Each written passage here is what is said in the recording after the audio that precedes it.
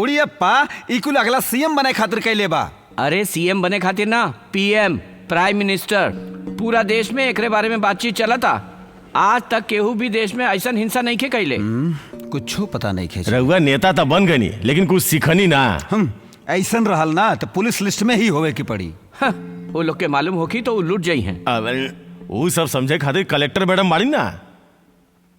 कर्नाटक के करोड़पति के बेटी बाड़ी तब वो पैसा तब पैसा होखेला ना सर जी। हैं? तो चुप रहा ना, हम बात करता नहीं। मैडम जब ऐसन होखेला, जब सीएम नहीं खान तो रउआ हमरा से बोल सकत रहनी ना, कुछ तो फॉर्मेलिटी कर लेवे के चाहिए ना। सर हम ई सब सोचले ना रहली। उड़ियप्पा जी कहले रहले कि लोग के मदद खातिर ई फंक्शन ऑर्गेनाइज कइले बानी। मैडम राजनीति सीखे खातिर आईएएस पढ़ला से कुछ ना होगी। राजनीति हमके नहीं खे मालूम। जैसे उड़ियप्पा जी कहले कि रउआ लोग के अधिक मनी से गरीब लोगन के मदद करे से हमार देश बहुत आगे जाई और जनता के रउआ पे भरोसा बन जाई। बात करे चलल रहला। मैडम रघुआ जा सके नहीं। ठीक बा सर। हाँ।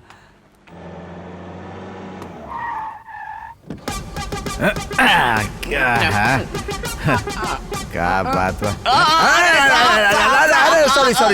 सॉरी। ये कौन ऑफिस हो? Post office. काहे सर आज सुबह रहुआ दवाई ना ले लिखा? मंत्री साहब के घर बा। कौन मंत्री के? अरे अपन राज्य के मुख्यमंत्री। ओ अपन राज्य के मंत्री। ऐसे सीधे सीधे बोला ना, कम ऑन। हाँ। तू हमरा साथे बाड़ा तो ठीक बा ना, तो डीजीपी साहब हमरा पर नाराज हो। थैंक यू सर। टोपी गुड कैच। हमारा टोपी उड़ गई। थैंक यू फिल्म के हीरोइन के नाम कहा? ये तो अपन डिस्ट्रिक्ट कलेक्टर बनी। हाँ, प्रिया अलेक्जेंडर। नमस्कार मैडम, हमारी याददाश्त थोड़ा कम बा। वो हमने क्या मालूम बा। बड़ा अच्छा बाड़ी। ये उड़ियप्पा पागल है और ओकर साला बड़ पागल है। वो दोनों बिल्कुल नालायक बाड़े। Useless idiot. Good morning sir. Very good morning. बोलला पकड़ ले नहीं। कहाँ बा? केकरा कहलन? राहुल साला के बात करत अड़ाई। ओ उनकर बात बा। सर पैसा सरेंडर करके अगला फ्लाइट से इंडिया छोड़ के चल गई बाड़न सर। सर हम अपन साला के बारे में जानत बानी सर। एकरा पीछे कुछ जरूर कारण बा सर, ना तो ऐसे ना गेल रहतन। चुप रहो। तू अपन साला के अंदर रख। हंस मत। यहाँ खेल चला का कोनो? हम जाना तानी रामू के बोलला पर उड़ियप्पा ई सब कैला सा। यह तो हम बोले चाहत रहनी। ए डीजीपी उड़ियप्पा के बधाई देवे एक बार ओकरा बुलावा। देश तरक्की करी। हम तो एक कमरा में बंद बानी, वहाँ 100 लोग और सूती हैं। कहाँ भी है हमारा हरी मिर्ची? आज से प्लेटफॉर्म पर केहू ना सूती, काहे कि हमनी सबके अलग अलग घर मिले वाला बा। माधुरी देखा हम आवतानी, देख हम तोरा खातिर काहे लाइल बानी। आज ही तोहार सलमान खान माधुरी के दिल खुश कर दे। अरे ये हमार जान यहाँ सूत रियल बिया हमरा से छुपके। तो हम पहले से तैयार होके आइल बानी, आज मनाए दीपावली। अरे अरे हमार माधुरी। अरे अरे छोड़ो। अरे केवड़ा कहीं के क्या हो रहा तू? अरे आंखें कहाँ समझ रहा? अरे छोड़ दी। अरे छोड़ दी। मार एक रखे। अरे अरे अरे अरे छोड़ दी हमरा के। अरे हमार बीवी येलो साड़ी में रहल, हम सोचनी कि वो कहाँ चल गई। ई रहल हमार माधुरी। वैसने खुशबू बा। के बारे? अरे रे हमार माधुरी का बरसिंग बन गई। हमके कुछ नहीं के ते पगला गइल बाड़े।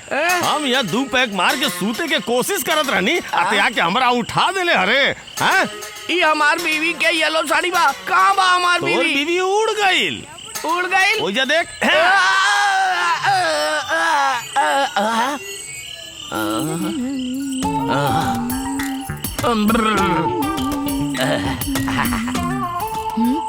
का बारे काले टकले फुटबॉल की तरह यहाँ आई बड़ा। वो सरवा लात मार दिला हमरा के। ए इतना दिन से तू अपन पत्नी की नहीं का पहचान पावल?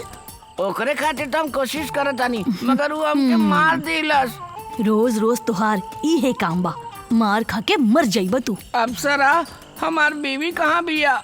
हम अपन बीवी माधुरी के बिना देखले सूत न सकीने।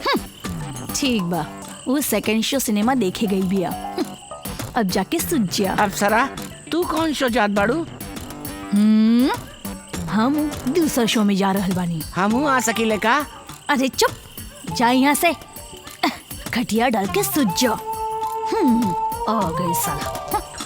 हमहू कितना दिन से पूछा तानी तोरा साथे एगो शो देखे के बा करके, ऐसे बोलब तो हम का करब बोल? 5 स्टार होटल में एक से एक बढ़िया माल रहली सन, पर एके तो फ्रेश पीस चाहिए। का? अरे फ्रेश के चक्कर में तू हमके कहाँ ले जाता रे यार? पूरा शहर के राउंड मार देली, ये हमरा के बेवकूफ बनवाता। बस आ गई सर, 1 मिनट प्लीज। सर लेफ्ट मारा। कहाँ? ये झोपड़ी में? अरे झोपड़ी में अच्छा फ्रेश पीस मिली भाई। सर वो भी लगी। सर फ्रेश लेगी दिलावनी है पैसा। ई घटिया माई के कसम वो फ्रेश भी आ। अच्छा कपड़ा पहरा के देखा तो हर घर वाला क्या अच्छा लगी। ऐसा ही सही बोला था। तेरा देख बहुत सुंदर लागत या। कमान भाई साहब हमार फीस। अरे फ्रेश पीस भी है सो हमार फीस आप दे दी ना। धन्यवाद साहब। जिया आइस करा। चला। हाय बेचारी बच्ची स्ट्रीट लाइट के रोशनी में पढ़ाई करती है। अरे वो कमल लेखा बिया, कमल लेखा। अरे ना ये फूल ना हिया, बिल्कुल ना, कली। चला आजा। हाँ, अरे बाबूजी के काहे बुलाता हूँ हम? बाबूजी, भैया। कहाँ भाग रहा बड़ी? रुक। पकड़ के लाओ ओकरा के। भैया बचाओ।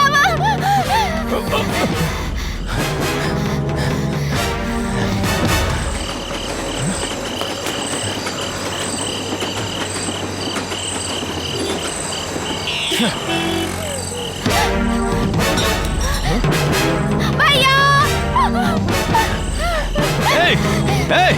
बाबूजी।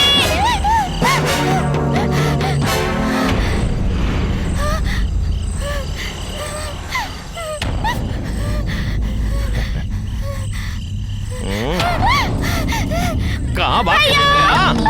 अरे रुक जाओ। अरे तो जब ले ट्राई ना कर ले हम ना तोरा के छोड़ ना सकेनी।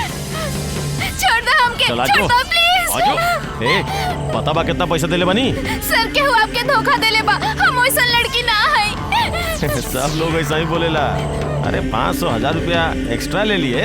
चला सच में हम वैसन लड़की ना है, हमके जाए दी। हम वैसन लड़की ना है सर। मुंह बंद कर अपन। तोरा पता बा के बानी हम आज तक जौन कुछ चाहनी हासिल करके छोड़ ले बानी। अरे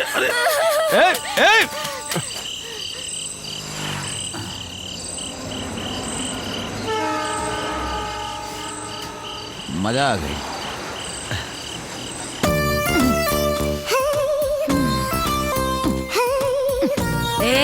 रुका, कहाँ भागत अड़े रे? हमका फ्री सर्विस देवे खातिर बैठल बानी। निकाला पैसा दलत रानी तरह के। तू तो एडवांस रहल। सेटलमेंट के कहाँ बा? कितना चाहिए? पगला गल बाड़ी का? अरे जेबा बस पैसा। चल हट।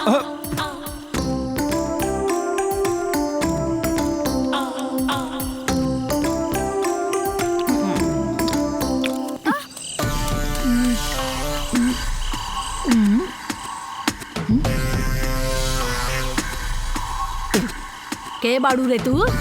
हमरा जगह पर आइल बाड़ू? के बाड़ू? हाँ शांति दीदी, तू यहाँ का हो गई? काहे रो रहल बाड़ू? एगो आदमी हमार पीछा करत रहे, हमके बचा ली दीदी, हमके बचा ली। ठीक बा, तू ओने जा, हम देखत आनी।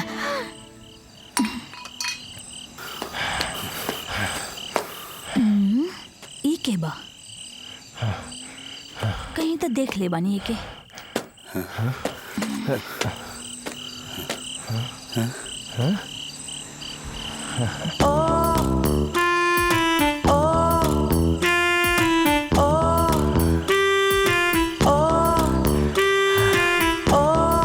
पकड़ लेनी।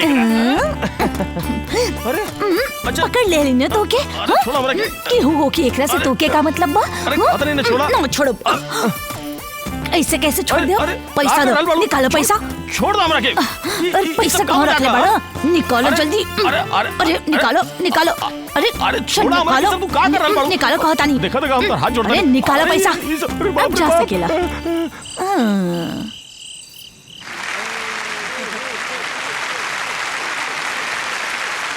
डियर स्टूडेंट्स और हमार टीचर लोग, हमनी के पाठशाला के वार्षिक उत्सव में मुख्य अतिथि बन के नया पाठशाला के उद्घाटन करे खातिर होम मिनिस्टर आवे वाला रहले। होम मिनिस्टर गणपति जी के कौनो खास मीटिंग अटेंड करे के बा, ऐसे उ ना आ पवले। फंक्शन ना रुके ए कारण अपना जगह पर अपन बेटा राज के यहाँ भेजले बानी। हम विनती करतानी कि मिनिस्टर गणपति जी के बेटा मिस्टर राज एहिजा स्टेज पर आवे और हमारे स्कूल के बच्चन लोगन के हौसला बढ़ाई। हम पूरा स्कूल के तरफ से मिस्टर राजू के हार्दिक स्वागत करतानी।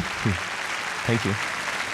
अब स्कूल के बारे में कुछ कहे खातिर अपन स्टूडेंट शांति के बुलावतानी।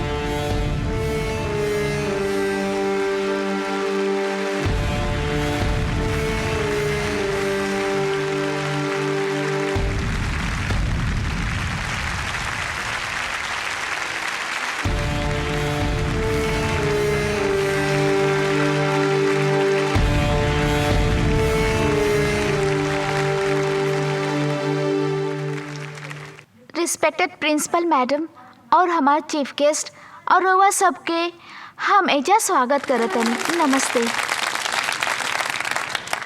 हम सड़क पे रहनी और हमके ऐसा मौका देवे खातिर इस सिर्फ हमरा बारे में नहीं खे, प्लेटफॉर्म पे रहे वाले लोग जिनकर कोनो घर नहीं खे, वैसे बहुत सारे स्टूडेंट बाड़े और हमके एडमिशन देवे खातिर प्रिंसिपल मैडम के हम थैंक यू बोले चाहतनी। Thank you madam. लेकिन ऐसा बहुत सारा लोग बाड़े जे बिल्कुल अच्छा नहीं खन, हम वो लोग के भी जाने नहीं।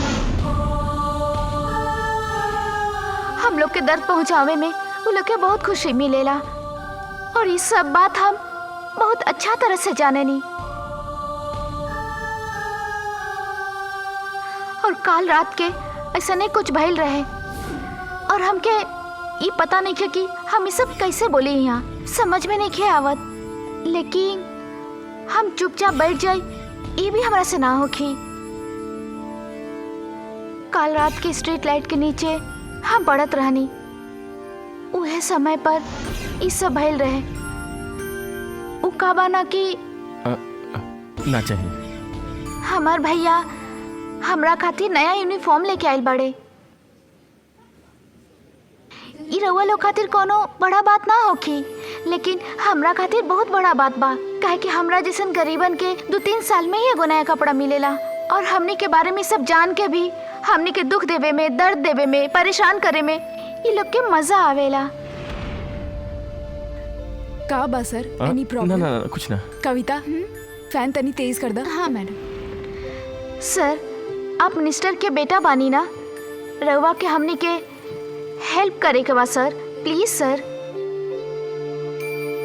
आई एम सॉरी, जौन बात खातिर हमके यहाँ बुलावल गइल रहे वो बात तो हम भूलिए गई नहीं। रउआ लोग हमके माफ कर दे। हम रउआ लोग के एक बार फिर से स्वागत करतानी। थैंक यू सर। शांति, हाँ ऐजावा। एकर नाम शांति, बहुत ब्रिलियंट स्टूडेंट बिया। हाँ हाँ हाँ। सिर पर का भइल बा?